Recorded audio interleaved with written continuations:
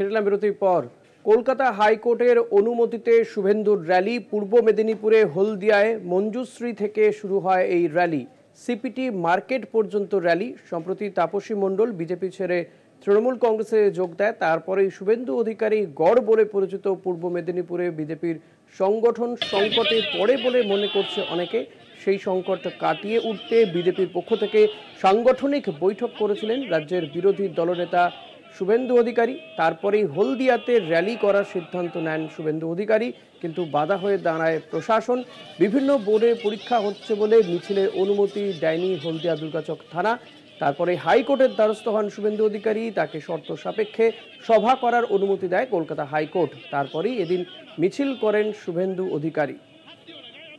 এই ছবি আপনারা দেখতে পাচ্ছেন হলদিয়ায়, সেখানে শক্তি প্রদর্শন করেন বিরোধী দলনেতা শুভেন্দু অধিকারী। কিছুদিন আগেই হলদিয়ার বিজেপি বিধায়ক তাপসী মণ্ডল তিনি বিজেপি ছেড়ে তৃণমূল কংগ্রেসে যোগ দিয়েছেন।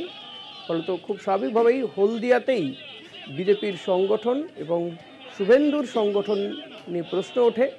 এরপরে পরেই কিন্তু শুভেন্দু অধিকারী সেখানে সভা করার সিদ্ধান্ত নেন, যদিও প্রশাসনের নির্দেশ বাদশাদে সভায়। তারপর কলকাতা হাইকোর্টের দ্বারস্থ হয়ে এই সভা এবং মিছিল করার অনুমতি নেন শুভেন্দু অধিকারী। শর্ত সাপেক্ষে সেই মিছিল হলো।